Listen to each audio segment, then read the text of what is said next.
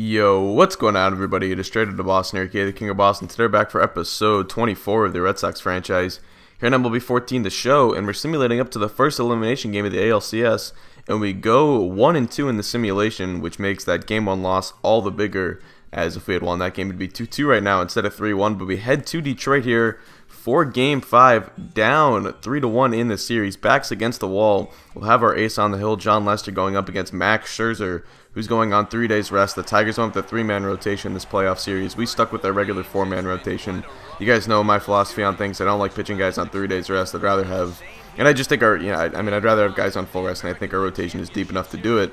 And I don't know. I guess you could argue maybe it didn't work out for us. I think you could argue a lot of things haven't worked out for us so far, being down 3-1 in the series. But we'll see if we can rebound and at least try to get the series back to Boston. We feel if we can get it back to Boston, anything can happen. But as you can see here, take a look at the recap. Been close games, all the time. So I'd say this is a couple pretty evenly matched teams, and the Tigers might have just lucked out a little bit more than we did so far. Just like you could say the Red Sox lucked out a little bit more than the Tigers did in 2013. So take a look at Scherzer's playoff stats. Not the best, but he's got 2 wins, and obviously that's all that counts. So top of the first inning, Xander Bogaerts up with 2 men away after a double play by Shane Victorino, and Bogaerts flies out to center field. So that's going to do it through 1. Scherzer goes 3 up, 3 down. We're going to head on to the bottom of the first. Same regular lineup for the Detroit Tigers. He's got to have Adam Dunn in there today, starting against a lefty. A little bit surprising, but Lester on the hill. He was so good in Game 1, although allowed a late home run to give up the lead. Definitely did not get the offensive run support that he deserved. So we'll see if he can try and pick up a win here in Game 5. He strikes out Gregor Blanco, the first batter of the ball game. Good start for him. Now next batter is Austin Jackson, the 3-2 count. And Jackson's going to line this one into the right center field gap. That's going to get down and go all the way to the wall and triples alley out here in Comerica. Played by Victorino. He'll get in as quickly as he can, but Jackson is well on his way to third. And he's got a 1-out stand-up triple.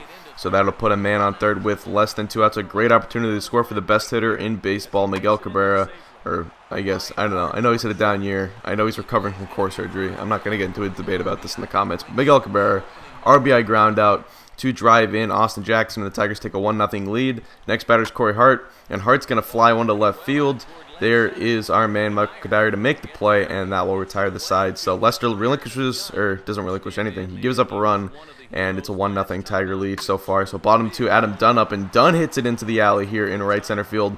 This will be cut off by Victorino. He'll try to fire it in quickly. It's Adam Dunn, not a very fast runner, but does not matter. Dunn is into second safely with a double to get things going here with 2 outs in the second. Nick Castellanos is up next. Victorino coming in hard. Dunn rounding third, heading for home. The throw is in time, and Shane Victorino saves a run with an outfield assist, gunning out Adam Dunn at home. And the score remains 1-0. Top of the third now, Blake Sweetheart up. 1-0 count. He's going to shoot this one the other way to left field, falling fast, but Gregor Blanco makes the play running into foul territory there. And that will do it for the third. So Scherzer 9 up, 9 down so far. He's faced the minimum, allowed a base runner, but still has been very, very good so far. So Alex Avila is going to get a leadoff walk here to start things in the bottom of the third inning. Now next batter is going to be the leadoff man, Gregor Blanco. First pitch of the AB. Blanco hits it to deep right center field. Victorino on the run, but he will not get there, and it one-hops up against the wall. Victorino plays it, fires it in. Now, the runner Avila had to hold up there to see if that would be caught, so he actually only gets the second, so it's just a long single for Gregor Blanco. But 2 batters later, Miguel Cabrera up 0-2 count. He strikes out on the 2-seamer. That was a big strikeout. Jackson moved them over to second and third, and Cabrera had a great chance for an RBI there, but could not get it done. Next batter's Corey Hart. He flies one to center field after he got jammed there. It's falling fast. Victorino on the run. He will actually camp under it eventually and make the play. Long run for Shane, but he gets there, and that will get Lester out of the jam. So top of the fourth inning, first batter's Dustin Pedroia, and he works a leadoff walk to get a man on here for the Boston Red Sox. So finally get a leadoff base run here. First time since the first inning we've done that. Shane Victorino up next. He walks on that fastball down, and then so 2 men on with no men out here for the heart of the Red Sox order. But Bogaerts and Stanton would be retired, so we're going to go 3 batters later to Dave Ortiz. He grounds one to the shortstop. Escobar gets a glove on. He can't field it cleanly. Pedroia rounding third, heading for home. The throw! Not in time! And it's an RBI. Well, not really an RBI. Probably go down as an error. But anyway, Ortiz actually gets caught up in a run down here. And might have cost us another run there. So we would have had men on first and third with 2 men out for Michael Kadire. But instead, Ortiz is thrown out. So we get a run back. And Lester escapes another jam here, man on third with 2 away, and Napoli catches that line drive. So on to the bottom of the 5th, still a 1-1 game, 2-2 the count to Alex Avila, and Avila will line this one over the glove of Napoli. I tried to jump or dive for it there, and Napoli ends up falling on his face. So that's a leadoff base runner, I believe, for the Detroit Tigers. Now 2 batters later, it's going to be Austin Jackson up 1-2 count. Jackson fights this one off to center field. That will fall. So a little bloop single there for Ajax, and 2 men on with 1 man out here for, again, Miguel Cabrera coming up with men on base. Tigers have done a great job of getting guys on for him so far today, but Cabrera ends up grounding to the shortstop here. Bogarts doesn't go to second. He actually goes to first on an offline throw. Double play there could have gotten Lester out of the inning. Instead, 2 men on with 2 men out for Hart. And that one gets under the glove of Cecchini. 1 run has come around. The throw from Kadire. And Jackson is out at the plate. So Kadire saves 1 run, but another comes home, and the Tigers take the lead on the misfortunes of Xander Bogarts right there. Could have turned 2 instead. Only gets the out at first, and what was an offline throw anyway. So here we go. Rougned Odor up to start things off in, I believe, the 6th inning now. And he gets on. He's going for 2, and he is gunned out at the plate after a misplay by Stanton and Wright. He just guns out Odor, who got greedy there trying to go for 2. So we're 3-6, 2-1 Tigers. They've definitely had the advantage on the offensive side of things with 9 hits, but have only gotten 2 runs across, so the Red Sox still only trail by 1. Scherzer on here in the top of the 7th to 0-2 count, and that changeup is too filthy for David Ortiz. He can't do anything with it. 8 outs left for the Red Sox to save their season. Scherzer only at 80 pitches. Could be looking at maybe getting a complete game here, but Kadire up next. He grounds this one softly back up the middle into center field for a base hit. Jackson will field it and fire it into the cutoff man, and surprisingly enough, that is going to do it for Max Scherzer. Manager Brad Ausmus is going to come out and get the ball from his man and turn it over to the Tigers bullpen, which has been better this year, but still certainly not as safe a bet as I would believe Max Scherzer would be on 80-some-odd pitches. So former Red Sox Joel Hanrahan, who got the win in Game 1, is going to come on. We're going to pinch run with D. Gordon here, one of the fastest men in baseball. More steals than the Red Sox and Rangers and a bunch of other teams have wins this year. And Gordon is going for second. He will get in there safely. So we got a man on second with 1 man out for Mike Napoli. Gordon going for third, but Napoli flies one to right. Probably should have let that one go. Instead, that'll be played by Hart. Now, or I don't actually think that's Hart out there, right? It's someone else. I don't remember who. But a nice tag up there for D. Gordon, so he gets the third with 2 men out. Cecchini up next, and Cecchini gets drilled in the back with the slider. So we get 2 men on with 2 men out now for the next batter, which will be Blake Swihart. 2-2 the count, and he cannot handle the high heat. Strike 3 swinging on the fastball, and Hanrahan gets out of the jam, and we head to the bottom of the 7th. Just 6 outs left for the Red Sox to try and get a run back here. 1-0 count to Ajax. Jackson breaks his bat here. Lester will fire to first, and that would do it for John Lester. He would get through 8 strong innings, only allowing the 2 runs. Didn't have his ace stuff, but got the job done, only allowing 2 runs, just like Game 1, not getting the run support here. And that's a misplay by Gregor Blanco. He went for the dive. Now Pedroia is on his horse. He's got 2, and he was thinking about 3 there, but he will hold up, so it's a leadoff double for Dustin Pedroia. Now Shane Victorino will be due up next. The 1-1 count from Hanrahan, and Shane hits one high and deep to left field. There is Blanco going back. He makes the play on the warning track, and Pedroia will tag up, head to third. And that will give us a man on third with less than 2 outs.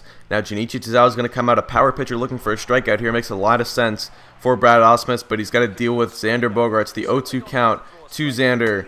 And he strikes out on the slider, so a huge K for Tazawa. That'll bring up Giancarlo Stanton. Needs a base hit here to tie this game up. 1-2 the count. And that one gets away. Strike 3. But here comes Pedroia. He's safe. Stanton's safe at first. And on the drop third strike, Pedroia comes home and scores. And the Red Sox have tied it in miraculous fashion. 1-0 count out of David Ortiz. He will chop this one off. Actually misplayed by Cabrera, but good backup by Odor, and Tazawa covering to make the play. So we're going to head to the top of the 9th now. After a scoreless bottom of the 8th, runner going for second. He will be thrown out. That is Cecchini there. So Tazawa gets to the 9th. We're going to head to the bottom of the 9th. Still tied 2 apiece. Koji Uehara coming in. Remember, he had a we were going with him because we had a couple righties due up here along with, I was trying to go righty-left here for the most part, and I think we had righties at the end of the Tigers lineup, then plus Blanco, so I left him in for Blanco. and that would get the job done. So Mujica comes on now for the top of the 10th. We are into extra innings here in Game 5. Mujica on top of the 10th for Victorino. Victorino grounds one slowly. Castellanos cuts it off. Throw to first in time, and the side is retired. So bottom of the 10th we go. Uehara still in there. You got the last 2 outs in the 9th, and with a couple righties due up, he gets the 3 outs he needed in the 10th. So a little unconventional bullpen management here. Not going with our close or anything. We're just going with matchups, seeing if we can maximize each player's ability. But Ortiz grounds out. It's another 1-2-3 inning for Mujica through 2 scoreless so far. And we're going to go finally to Glenn Perkins with a couple lefties due up in the bottom of this Tigers lineup.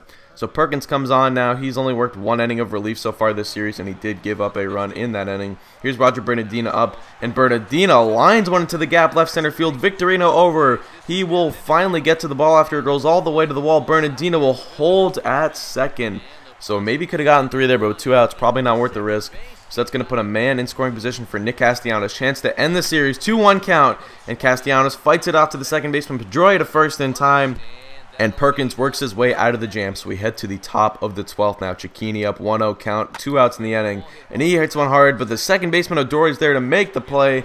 Throw one to first in time. And we're through 11 and a half. Now bottom of the 12th, 1-1 count to Jackson. He flies one to center field. Victorino is going to be there.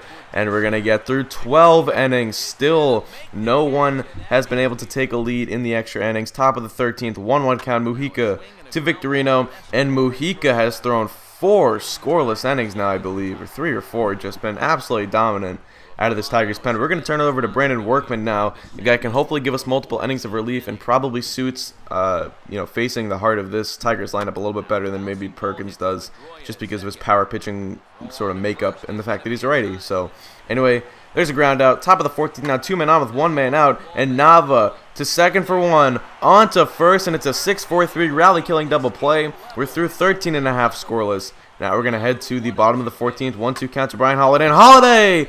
Deep left field! That's going to send the Tigers to the World Series.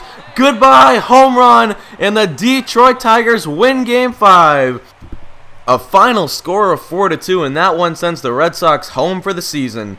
A walk-off 2-run home run by backup catcher Brian Holiday, who had come on earlier in the game to pinch hit for Avila when we had Perkins in the game. So a 2-run home run for Holiday sends the Tigers home in the 14th, and that sends them on to the Fall Classic for the first time since 2012. It looks like a little rivalry developing here.